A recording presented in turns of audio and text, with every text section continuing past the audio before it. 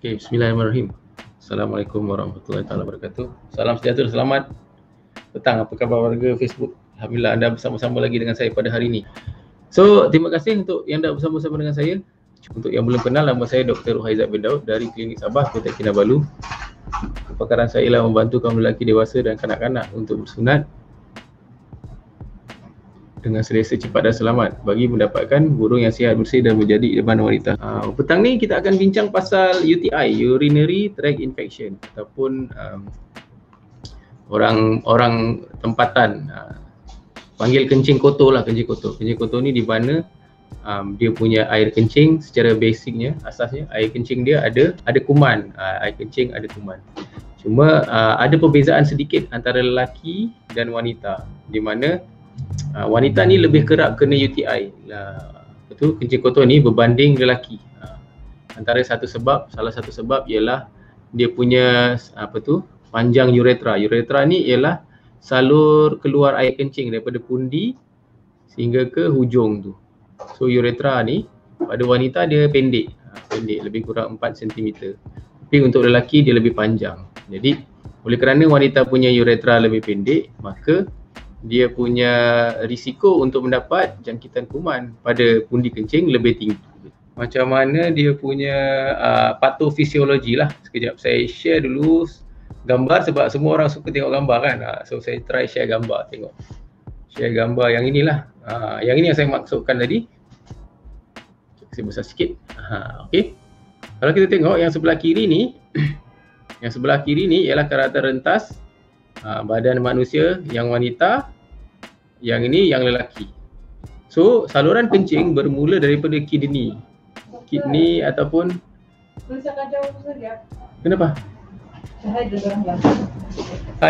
lah. Hai. Okay. Ada satu yang one on one sama aku tu. Dia sudah bayar payment kemarin. Bila aku ada masa untuk dia. Oh. Tunggulah nanti lepas ini saya cerita. Sila, bye. Okey, kita sambung balik. Ini sebelah kanan, yang ini sebelah kanan ni wanita, yang sebelah kiri ni lelaki. Okey. Yang sebelah kanan kidney ni kita punya salur tract urinary ataupun tract urinary bermula daripada kidney, kita punya buah pinggang, ureter. Dia akan masuk ke dalam bladder, pundi kencing, dan dia akan keluar melalui uretra. Untuk wanita dia ada vagina sebelah belakang dan rectum, anus lah dalam sebelah sini. Okey. Untuk yang lelaki sama juga, dia start daripada kidney, ureter, salur ureter, pundi bladder, dan dia ada prostate. Lelaki ni ada prostate, dan kita tengok uretra lelaki jauh lebih panjang berbanding wanita, dan dia keluar melalui kita punya kepala penis lah. So risiko untuk wanita ni dapat jangkitan kuman lebih tinggi sebab dia punya salur uretra ni pendek. Jadi kuman yang boleh berasal daripada kita punya anda punya vagina ataupun anda punya anus boleh masuk ke sini dengan lebih mudah kalau sekiranya anda tak cuci dengan bersih, ataupun selalunya ia berlaku pada mereka yang melakukan aktiviti seksual, seksual bersama pasangan. Lepas daripada aktiviti seksual tu dia terus tidur, dia tak cuci. Bila dia tak cuci, mungkin dia tak kencing, jadi kuman boleh masuk melalui uretra dan boleh menyebabkan kita punya bladder, pundi kencing ni penuh dengan jangkitan, penuh dengan kuman. Jadi dia boleh dapat urinary tract infection ataupun kencing kotor. Okey. Ini yang membezakan antara lelaki dan wanita. Okey, boleh faham kan? Ada soalan seterusnya? Ada soalan? Selamat petang Siti Igad, Freda. Okey, terima kasih. Carolina, Hilda dari Kuching, dan Harley. Okey. Jadi untuk membezakan,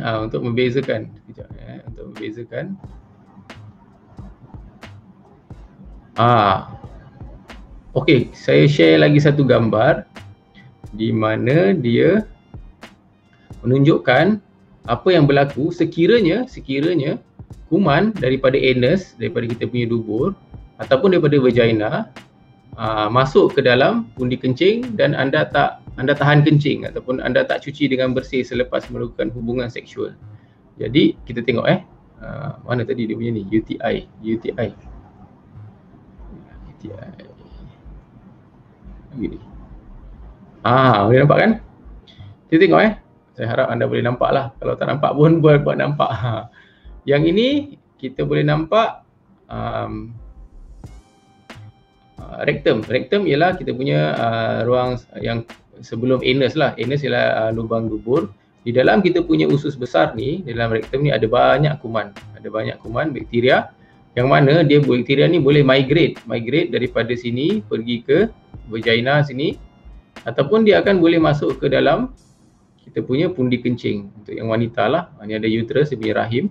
Jadi bakteria ni kita boleh jumpa di dalam pundi kencing.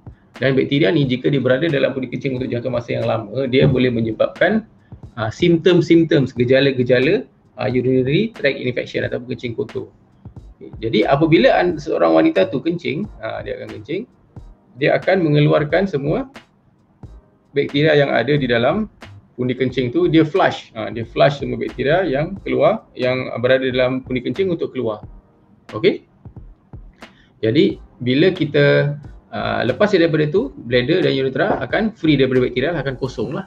Sebab tu mereka yang kerap kena urinary tract infection ataupun kita cakap UTI ni, kencing kotor ni, dia selalu suka tahan kencing.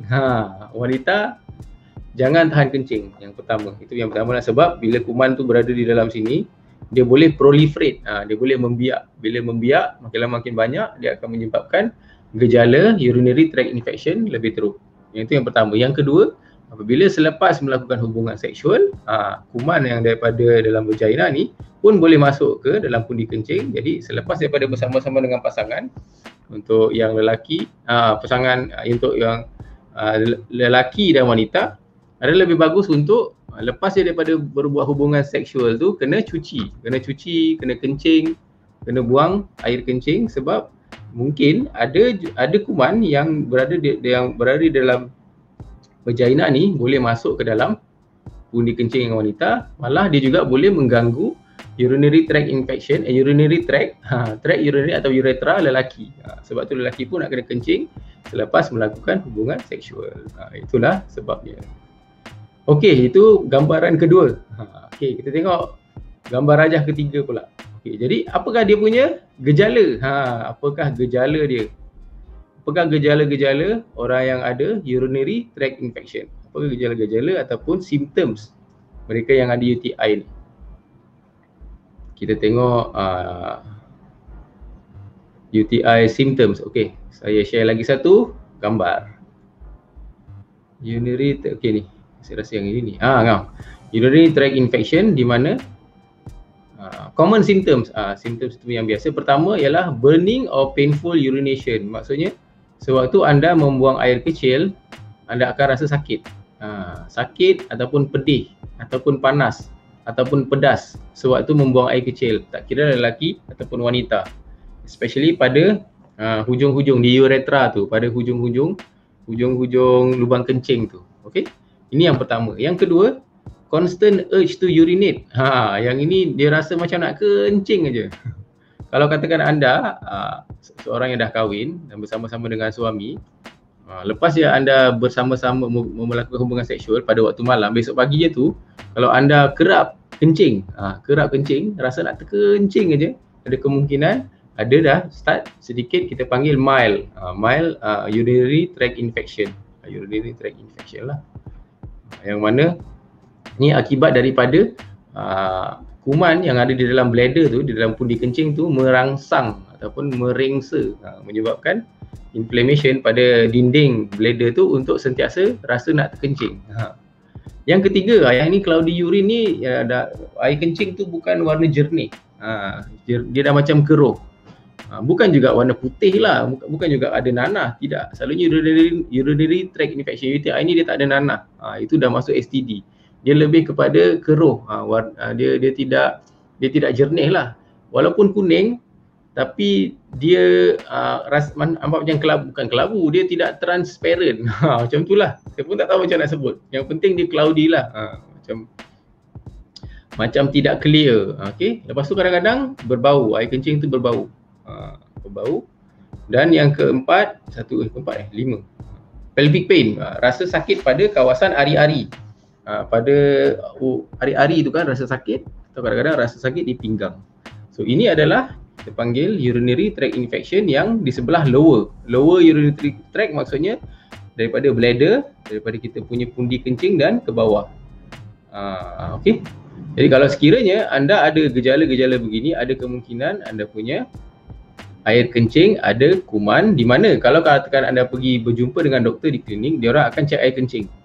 Dia orang akan cek air kencing untuk tengok sama ada air kencing anda ada darah atau tidak, air kencing anda ada protein atau tidak, air kencing anda ada kita cakap darah putih atau tidak. So ini semua tiga perkara ni menunjukkan bahawa ada kemungkinan besar yang anda punya air kencing sudah ada kuman dan perlukan rawatan. Okey. Boleh faham kan? Okay, saya tengok soalan, kalau ada soalan lah. Sarbina Saleh, sekarang saya tengah kena kencing kotor. Okey. Salah satu tips yang saya boleh bagi untuk mereka yang kerap kena kencing kotor ni, pertama, jangan tahan kencing. Itu yang pertama. Yang kedua, kalau katakan anda sudah berkahwin bersama-sama dengan suami, lepas saja bersama-sama, pastikan anda kencing dan cuci. Cuci dengan bersih kawasan kemaluan untuk elakkan daripada bakteria kuman tu masuk ke dalam pundi kencing daripada anda punya vagina. Begitu. Dan yang ketiga, anda nak kena minum air banyak. Kenapa nak minum air banyak? Sebab kita nak anda ada air kencing yang banyak untuk flush kuman yang ada dalam bladder, dalam pundi kencing itu untuk keluar. Ini adalah antara tips yang selalu saya sarankan untuk mereka yang selalu kena urinary tract infection. Kalau kata anda rajin, ada setengah juga orang tua-tua dululah, dia orang bagi petua minum air kelapa muda. Itu pun boleh juga. Cuma dia tak ada scientific evidence lah. Boleh, tak ada masalah as long as dia adalah cecair. Baru-baru juga kena sakit bila habis kencing. Betul. Ini macam pedas, rasa macam pedih. 30 minit kencing lagi. Betul Alwani. Satu hari mau 10 kali pergi tandas. Yes, sangat betul. Okey, Siti Nora Fatin. Okey. Kalau saya ada batu karang dalam buah pinggang bentuk tanduk rusa, sebelum ni kerap juga saya kena kencing kotor. Saya nak tanya apa perlu sebelum operate? Sebelum operate. Pertama tu yang saya cakap tadi. Yang ini, yang ini bila kita cakap buah batu karang di dalam buah pinggang, yang ini kita dah panggil upper urinary tract. Bukan lower urinary tract. Kalau yang upper urinary tract ni, saya akan share yang lain. Yang ini dia lain sikit. Dia punya gejala dia lain sikit. Sekejap, mana saya punya 728. Okey, 728. Untuk kes Siti Nora Fatin ni, dia kita panggil upper tract infection. Upper tract infection, di mana dia punya kuman, dia punya kawasan kena infection dia tu bukan daripada bladder ke bawah. Kalau daripada kita punya pundi kencing ke bawah, kita panggil lower tract infection. Tapi kalau infection tu berada di atas pada kidney, pada buah pinggang, ureter ni kita panggil upper tract infection. Upper tract infection maksudnya yang infection jangkitan kuman pada salur kencing yang sebelah atas. Yang mana salah satu sebab ialah seperti yang Siti Nora Fatin bagi tahulah, dia ada batu karang. Jadi batu karang di dalam kidney ataupun buah pinggang ni memang boleh menyebabkan recurrent infection. Selalunya kalau katakan dalam kes begini, apa yang perlu saya buat untuk operate, selalunya saya sarankan untuk minum air dengan banyak lah. Untuk minum air dengan banyak supaya sentiasa ada air kencing yang boleh flush kuman untuk keluar daripada daripada anda punya buah pinggang. Okey.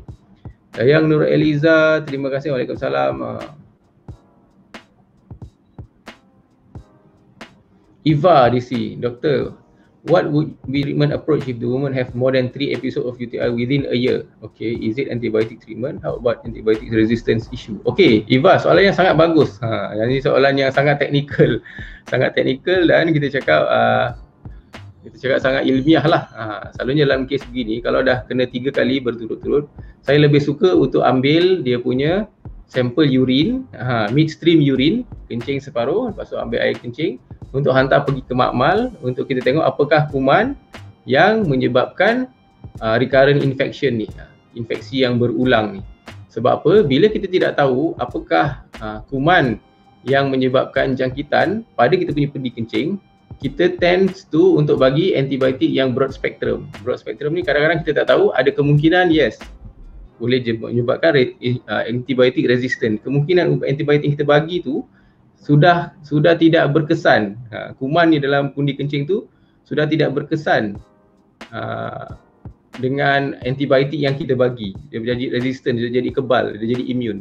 Jadi bila kita hantar pergi ke makmal, kita akan dapat dia punya sampel, kita tengok apakah kuman yang menyebabkan dia punya jangkitan ni tidak pandai hilang.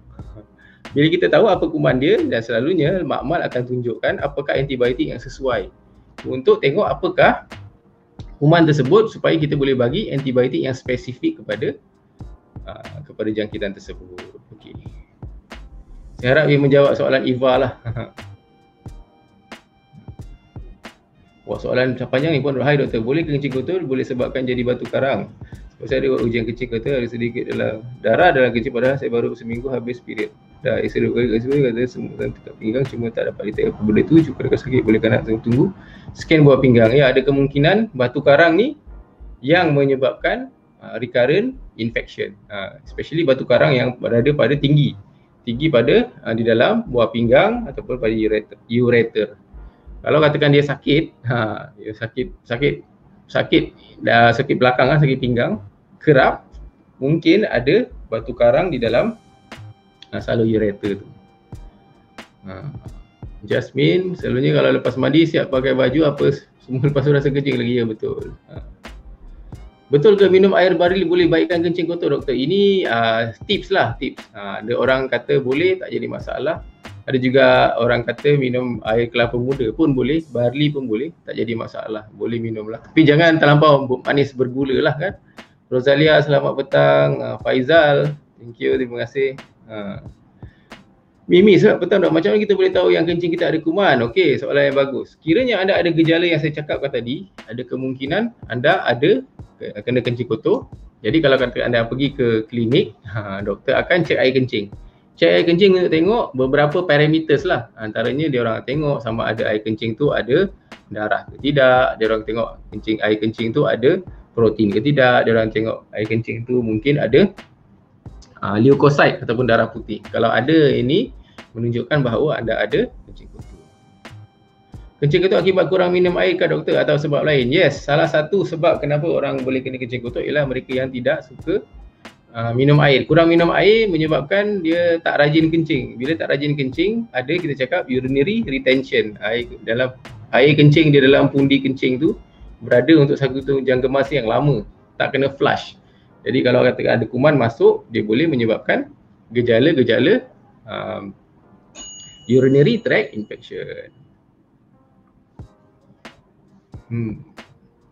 Terus tanya, Ros Nazira, doktor kalau selalu lenguh dan kadang terasa panas pinggang sebelah kiri, adakah tanda-tanda kencing kotor?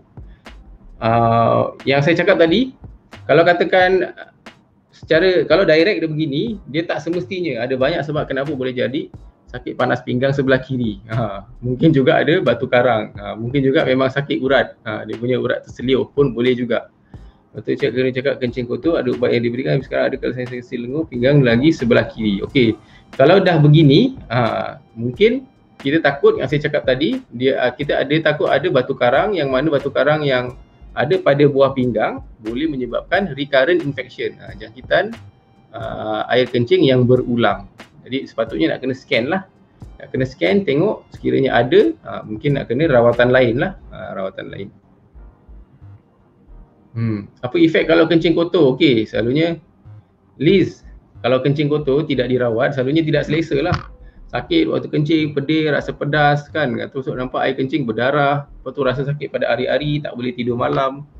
Kerap nak pergi ke tandas untuk kencing tapi tak ada apa-apa yang keluar. So ini menyebabkan rasa tidak selesa. Kalau teruk, kadang-kadang kalau katakan anda tidak dirawat, kuman yang ada dalam pundi kencing ni boleh naik ke ureter, naik ke buah pinggang kiri kanan. Jadi ini juga menyebabkan cakap keadaan yang lebih teruk, jangkitan pada buah pinggang yang dinamakan pyelonephritis. Jadi ini lebih teruk lah.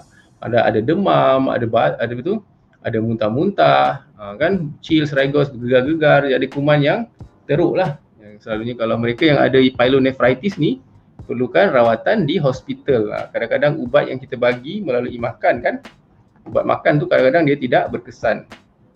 Jadi dia perlu masuk ke hospital untuk masukkan antibiotik melalui darah. Okey. Strong pelvic pain,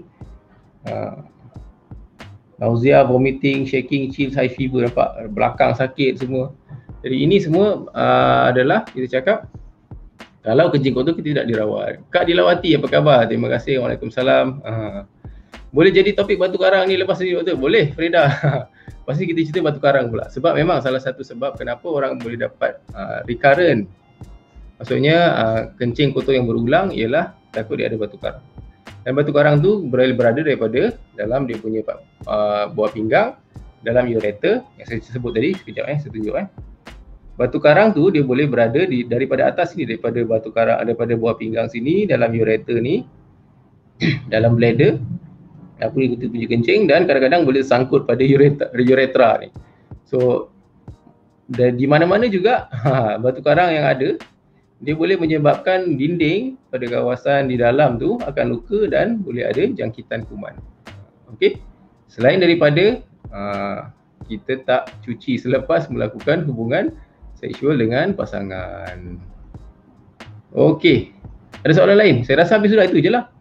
Jadi untuk konklusinya, seperti yang saya cakap tadi, jangan tahan kencing, sentiasa minum air banyak, elakkan daripada tidak mencuci selepas melakukan hubungan seksual.